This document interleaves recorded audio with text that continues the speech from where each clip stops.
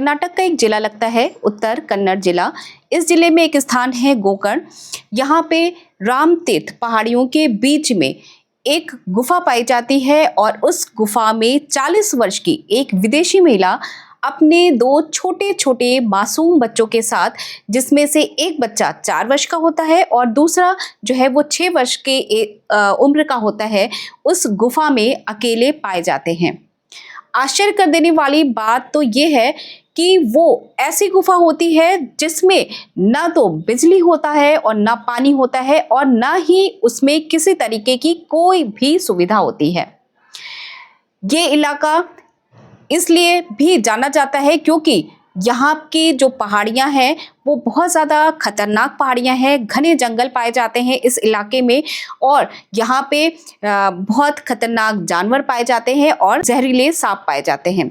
इन पहाड़ियों के बीच में भी वो महिला आखिरकार अपने छोटे छोटे मासूम बच्चों के साथ क्या कर रही थी।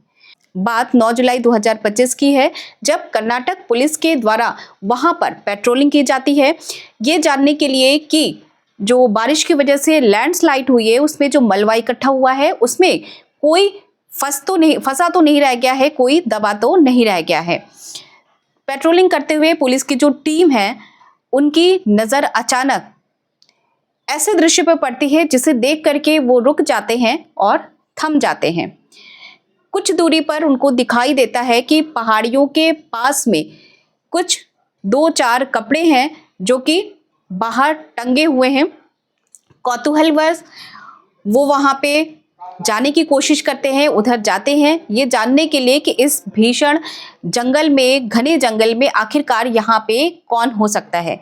जब वो वहाँ तक पहुँचते हैं उनको एक गुफा दिखाई देती है वहाँ पे, और ये गुफा जो है बहुत ज़्यादा सकरी होती है, पतली गुफा होती है और बारिश की वजह से बहुत ज़्यादा उसमें काई सी जमी होती है, बहुत सीढ़न सी उसमें होती है। जब पुलिस की टीम उसके अंदर झांक कर देखती है उस गुफा के अंदर, तो उस दृश्य को देख करके वहाँ पे जितने लोग होते हैं आश्चर्यचकित हो जाते हैं। गुफा के अंदर देखते हैं कि एक महिला है जो कि अपने गोद में एक छोटे से बच्चे को लेकर के बैठी हुई है, बहुत ही शांत मुद्रा में बैठी हुई है, बहुत शांत होकर के बैठी हुई है और दूसरा बच्चा जो है एक साइड में बैठ करके खेल रहा है। उससे पूछा जाता है, कई सारी बातें पूछी जाती हैं, तो वो कहती है वो पिछले 8 सालों से इसी गुफा में रह रही है।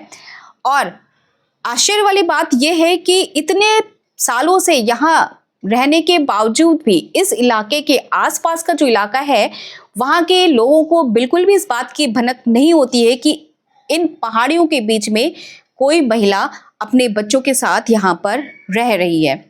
आखिरकार वो महिला कौन थी, कहाँ से आई थी, क्या मकसद था उसका भारत आने का, और वो भारत आकर के इस तरीके से छिप करके क्यों रह रही थी। तो आइए जानते हैं कहानी में आगे। ये कहानी है नीना कुटीना की, जो कि रूस की रहने वाली है और पेशे से कलाकार हैं।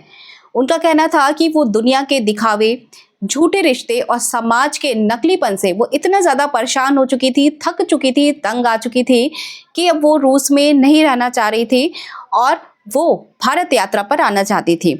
क्योंकि भारत उसे पसंद था, वहाँ की संस्कृति उसे पसंद थी, वो भारत आ जाती हैं। वहाँ आकर के उन्होंने अपना नाम परिवर्तन कर लिया, नीना कुटीना से अपना नाम बदल करके मोही रख लेती हैं और भारत में रहने लगती हैं। सन 2016 में नीना कुटीना यानी कि मोही भारत आती है।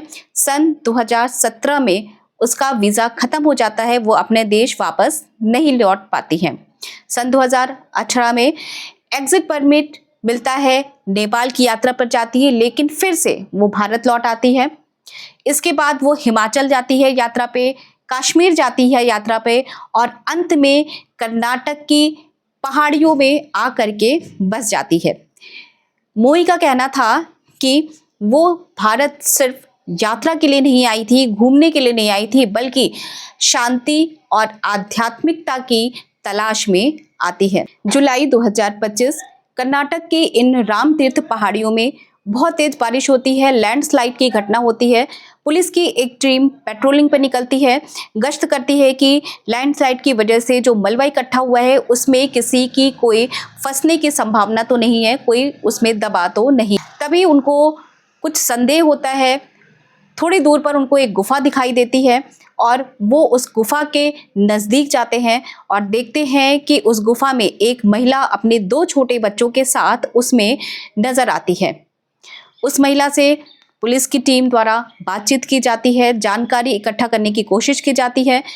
वो महिला यानी कि मोही, जो कि रूस से आई हुई महिला थी, जिसका नाम था नीना कुटिना, और उसने भारत आने के बाद अपना नाम बदल करके मोही रख लिया था। मोही ने बताया कि वो पिछले 8 सालों से इसी इलाके में, इसी गुफा में रह रही है और उनकी दोनों बच्चियां प्रिया और अमा, जो कि 6 साल की है, 4 साल की है, भारत में ही उनका जन्म हुआ है। उससे पूछा जाता है उनके दोनों बच्चियों के पिता कौन है। इस सवाल पे वो बिल्कुल शांत हो जाती है, कोई भी जवाब नहीं देना चाहती है। यहाँ तक कि वो अपनी पूरी दिनचर्या के बारे में बताती है कि वो सुबह उठने के बाद ध्यान करती है, योग करती है, पूजा करती है, मंत्रोच्चारण करती है। अपने बच्चियों को भी वो प्रकृति के साथ रहना, जीना सिखाती है। उनको मंत्रोच्चारण सिखाती है, कविता सिखाती है, गीत भजन सिखाती है, पेंटिंग सिखाती है। इस तरह से वो प्रकृति के नजदीक रह करके पालन पोषण उनका कर रही है, उनको बड़ा कर रही है। मोही आगे कहती है कि जब वो लोगों के साथ होती है, भीड़ में होती है, तो वो अपने आप को बिल्कुल भी सहज नहीं महसूस करती है, उसे एकदम अकेलापन सा वहाँ लगता है। लेकिन जब वो इन प्रकृति के साथ में होती है, जंगलों में होती है, इन पहाड़ों के बीच में होती है, तो उसको शांति का अनुभव होता है। पुलिस द्वारा आगे पूछा जाता है कि आखिरकार तुम यहाँ कैसे रह रही हो? इतना खतरनाक इलाका है, इतने घने जंगल है, जहरीले सांप हैं, जंगली जानवर हैं, लैंडस्लाइड होती है, ये तुम्हारे और तुम्हारे बच्चे के लिए बिल्कुल भी सेफ नहीं है। उसका जवाब होता है केवल एक वाक्य में कि डर तो मुझे इंसानों से लगता है, जानवरों से नहीं। उसका कहना था कि जिस गुफा में हम उठते हैं, सोते हैं, बैठते हैं, वहाँ हर समय सांप आते रहते हैं, घूमते रहते हैं, लेकिन जब तक आप उनको कुछ नुकसान नहीं पहुंचाएंगे तब तक वो आपको काटेंगे नहीं। आप इस बात को जान के बहुत ज़्यादा हैरान हो जाएंगे कि पिछले 8 सालों से उसने चूल्हे पे पका हुआ खाना नहीं खाया है। बारिश के दिनों में जो बारिश का पानी होता है, पहाड़ियों पे जो दरारें बन जाती हैं, जो नालियाँ बन जाती हैं, उससे पानी इकट्ठा करके वो कलेक्ट करके रखती है, वही पीती है और बच्चों को पिलाती है। जब बच्चे बीमार पड़ते हैं, जो जड़ी बूटियाँ होती हैं उनसे वो तोड़ करके लाती है और उनसे बच्चों का इलाज करती है। सूरज की जो रोशनी है उससे दिन काटती हैं और रात के अंधेरे में अपने बच्चों को कहानियाँ सुनाती है। लेकिन पुलिस को जब इस बात का पता चलता है कि सन 2017 में ही उसका वीज़ा समाप्त हो चुका है, तो मामला थोड़ा गंभीर हो जाता है। उसको समझाया जाता है ये जगह तुम्हारे और तुम्हारे बच्चे के लिए बिल्कुल भी सेफ नहीं है। आए दिन यहाँ लैंडस्लाइड होती रहती है, यहाँ पे जंगली जानवर हैं, जहरीले सांप हैं, तुम्हारे को नुकसान पहुँच सकता है। लेकिन वो बिल्कुल भी इस जगह को छोड़ने के लिए तैयार नहीं होती है। वो कहती है मैंने लोगों का कुछ भी नहीं बिगाड़ा है, मैंने कोई गलत काम नहीं किया है, मुझे प्लीज़ यहाँ से नहीं निकालो, मैं भारत में ही रहना चाहती हूँ, मैं रूस वापस नहीं जाना चाहती हूँ। इस कहानी में हमें एक ऐसा नया चेहरा मिला है जो दुनिया की भाग दौड़ से दूर रहकर शांति की तलाश में अपने तरीके से जीवन जीना चाह रही थी। क्या मोही को भारत में जगह मिलनी चाहिए? क्या आध्यात्मिक शांति की तलाश कानून से बड़ी हो सकती है? आपका इसके बारे में क्या मानना है? कमेंट करके ज़रूर बताइएगा। अगर आपको ये सच्ची और अनोखी कहानी थोड़ी सी भी पसंद आई हो तो प्लीज़ चैनल को लाइक करिएगा, सब्सक्राइब करिएगा और शेयर करना नहीं भूलिएगा। नमस्कार।